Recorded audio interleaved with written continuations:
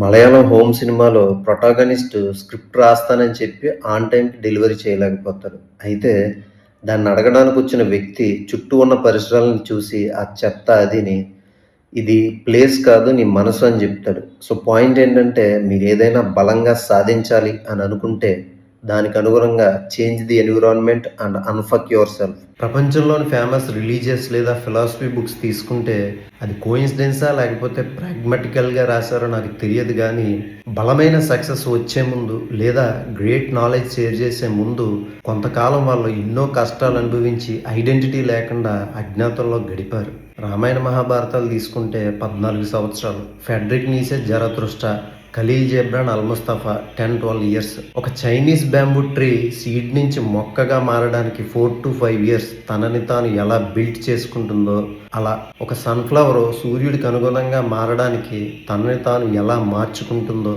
అలా మిమ్మల్ని మీరుండే ఎన్విరాన్మెంట్‌ని చేంజ్ చేసుకొని బిల్డ్ చేసుకోండి.